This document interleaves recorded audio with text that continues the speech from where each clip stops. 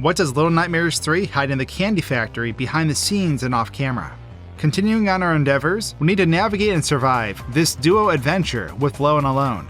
We must venture through a candy factory now, as we have these dangerous encounters with this six-armed abomination called the Supervisor. But how does this area of the game work behind the scenes? What's waiting out of bounds and out of sight? We'll be covering all that, and we'll also be sequence breaking the game to show you some situations you'd normally never see otherwise.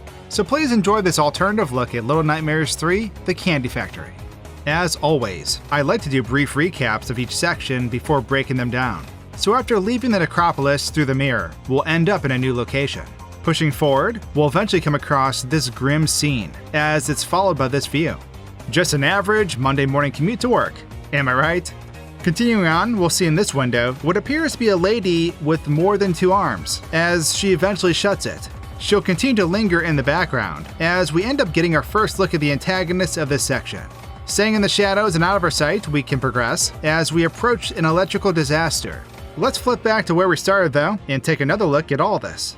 Zooming out, we'll see how the beginning of the section is loaded as we get an overall view of it. There's obviously not a lot going on at the start here, but it's clearly not a good day to be a rat, as we can find one here struggling in a trap that I somehow missed during my initial playthrough.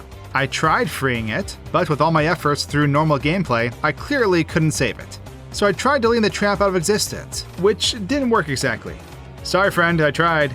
Moving on to the next depressing life form, we can see this individual hanging here more closely. Referred to as the Herd, or Dough Giants, these guys will be present throughout most of the chapter, but we'll have no direct interactions with them in this chapter. Once entering the room with this particular giant, we'll see that the next portion of the level will have loaded in. This is where we'll find tons of the Herd being pullied between buildings in the background. It's definitely a sad-looking situation as we gaze at their miserable lives. It's safe to say that these guys resemble the guests from the first Little Nightmares, which we encountered within the maw. That aside, you can see how they'll load in right inside the mouth of where they end up being pulled through. As you may have guessed, in a similar fashion, they'll ride the pulley out to the player's sight, where they'll end up disappearing, continuing this endless loop they're in. The Herd that can be seen further back are just clipping through the building, as you can see. This makes sense though, given the fog and post-processing effects would hide this that are on during regular gameplay. After breaking through this door, only to find a dead end, I made my way to where we have our first sighting of the Supervisor. This monstrous, elderly woman's hair can be seen poking through the ground here, as she waits for the player to trigger her scene that takes place. There's also a bunch of teeth in here, or rather dentures, which is fairly creepy in itself.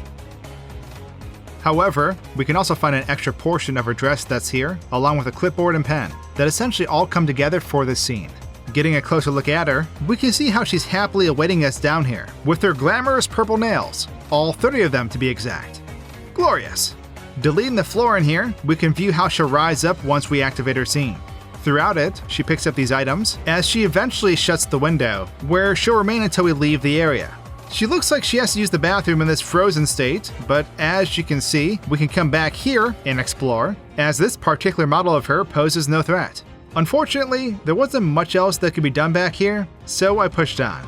Seeing her in the window of the door is where we can observe her basically just staring at this white wall and rummaging through things.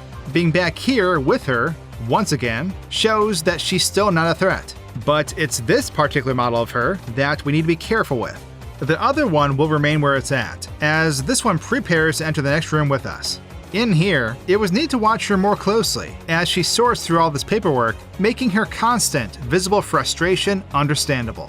She ended up spotting us though, which resulted with me warping out of the room to see what happens. She couldn't get me, as you can see her clipboard poking through the wall, but man, her facial expression when pursuing the player is truly nightmare fuel. Poor Alone can't even bear to look at her.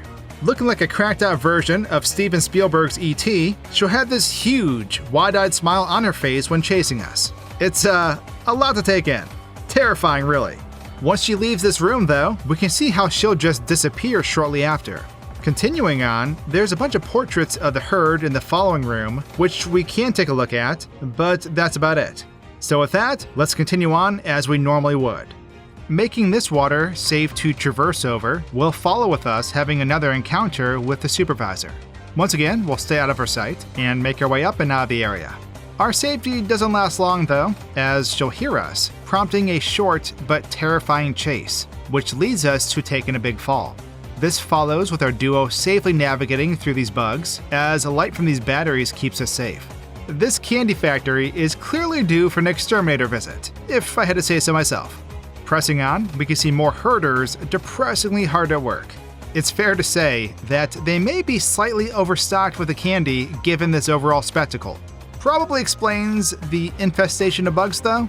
There's a bit of traveling that leads up to this next battery puzzle, which involves obtaining 2 different batteries, essentially giving us access to the elevator.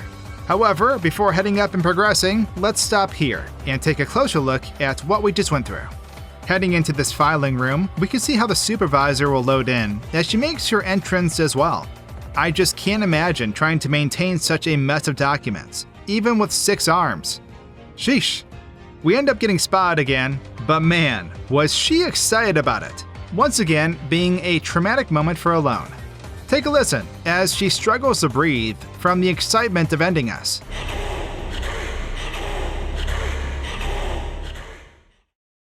You probably noticed her eyes were all over the place too. Glorious. Accepting fate, I allowed her to snatch me up. As we'll see, she'll simply raise our character low up into the air as they both unload for the reset. It's now time to make a run for it though, as we take this fall again. Once pulling the lever to initiate the chase, you'll see how the supervisor will unload from where she was, and right at the door where she ends up discovering us. I warped away onto these papers though to see how she'd react. Thinking she'd come back for me, she actually just continues her normal route, as she freezes in place at the door. As I approached the 2 of them, Alone came running back. The supervisor, however, won't move until I get too close, which, as you may guess, ends fatally. Unfortunately, the camera movement became limited at this scene where we jump away from the supervisor. You can see how she unloads as she makes the jump though. There's not much to see in this room where tons of candy has been dumped. We can get a closer look at it all though. Pushing on, we'll encounter these pesky bugs again as we go ahead and examine them a bit more closely. It's probably fair to speculate that these little guys are sort of gross looking. Slowing the game down, we can see how they slide about on the ground. They clearly move much faster during normal gameplay, as you'll see, but nonetheless, it's a sight that would make anyone itch. It would have been neat to see them react to the light I generated, like how they react to the battery light, but obviously, it makes sense that they don't. In the next room above, we can see how they make their escape from the light, as they simply unload once reaching the grate. It's after the bugs that we'll get this spectacle of some more hard-working dough giants. I mean, it just looks like a good time. Yeah? Getting a closer look, we can see these miserable peeps struggling with what to do as employees of this factory, appearing clueless even. As before, we can see in a similar fashion how this gunk loads in on the conveyor belt. These 2 particular giants were peculiar looking though, as they had no textures applied to them, and their models were motionless. Everything else back here is relatively the same as the other room though, as we can see more giant boys being pulleyed about. I did try getting out here with Low, but it was short-lived, as the conveyor belt yeeted me to my death. This next big room with loads of candy didn't have much to reveal, but you can see the lack of textures that there are when changing the view here. Fun fact, with this particular part though, you can actually run through these bugs without dying, as long as you stay up and around here and continuously jump. They never had a chance. We're now approaching the elevator though, as we can see how it is presently loaded in. All while Alone and Low have a quick lunch? Glorious? So, with this part, I screwed up. It all began with the idea of bypassing the whole scene and deleting the elevator door, so we could simply take it up. Unbeknownst to me though, the power does in fact need to be on for it to function, unlike some other games I've broken.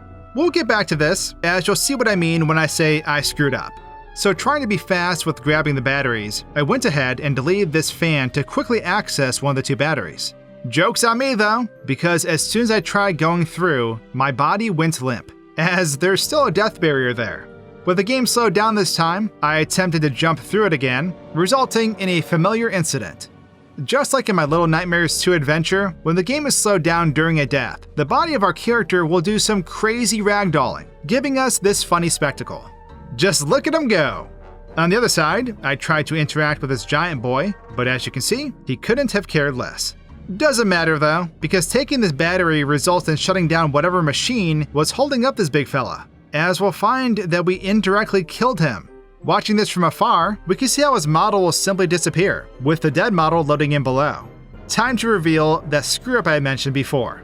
So, pulling the lever in the elevator before turning the power on is where I messed up, because as you can see, I have now essentially soft-locked us, with the elevator not working. And this game's save system isn't the most kind. So running all the way back through the chapter to get back here was the only fix I had, which took a minute. As you can see though, the elevator will rise to this next location with the next area loading into the background. Let's move forward in the level now. Pressing on, we're going to find ourselves back outside with quite the gloomy view. Following this, we'll do some exploring, eventually finding a lever that shuts down this camera system we've been seeing throughout the chapter. Doing this results with the supervisor being upset, as she can be seen frantically trying to understand what's happening. So much so that she snaps and takes her dress off. Terrifying. Basically, following her at this point, we'll eventually realize that she is close by, as another horrific chase ensues. Getting in this elevator grants us a brief moment of safety, but it doesn't last long, as she's hot on her tail. Another puzzle will follow this, which drops us into here. She'll leave, but will be right back on us once again.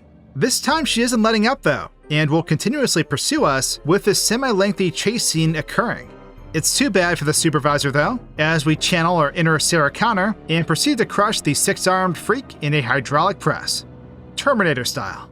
Pushing on from here though, we'll find that we've reached the end of this chapter, as we make our way through another mirror further into the nowhere. We'll of course stop here though, and take a final closer look at the candy factory. Back at the elevator, we'll see when coming out here that the view is not as gloomy looking. There's a few hot air balloons that we can see, but that's about it in the far background. There are some seagulls chilling up here that we can get a clearer and closer look at though. I was also even able to get up here, where I tried to interact with them.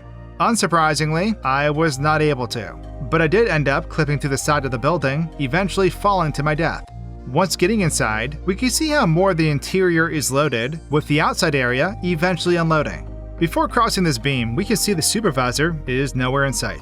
It's only until we begin crossing that we'll be able to see her down here. Of course, we'll see her meltdown that she's having as she makes her way to the next room, where she looks like she's getting a good stretch in, and then she unloads shortly after. However, it was definitely interesting to see how she loads back into the room once we enter it ourselves. With all 6 arms stretched out, she'll load in.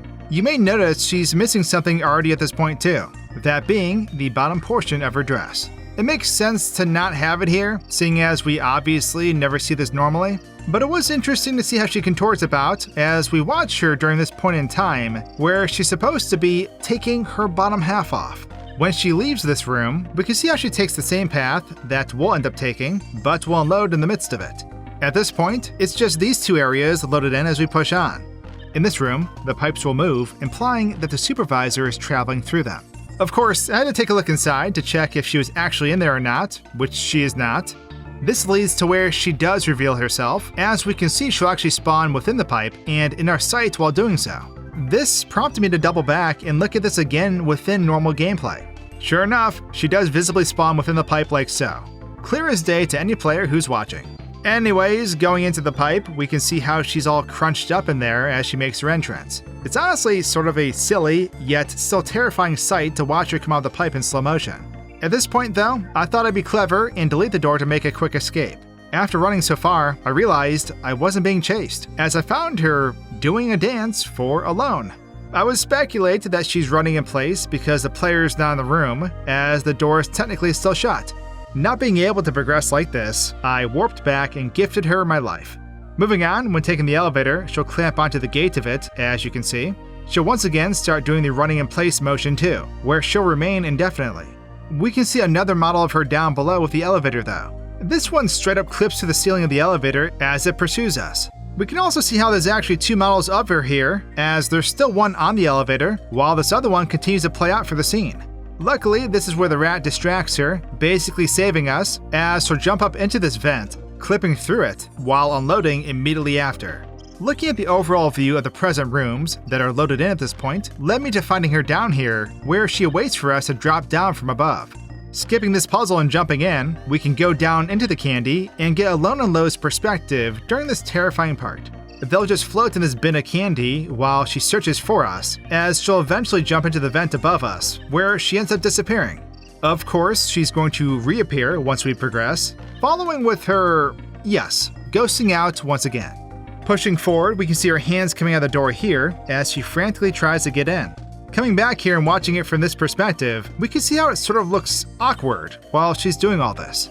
She then eventually contorts and freezes in place. Some more teleporting happens with this 6-armed nightcrawler, but now it's time to make our way to this hydraulic press so we can exterminate this terror for good. So she breaks her way into this room, allowing us time to prepare. But when it comes to the smashing, I gotta say, it happens fast. However, it doesn't mean we can't check out what's left behind.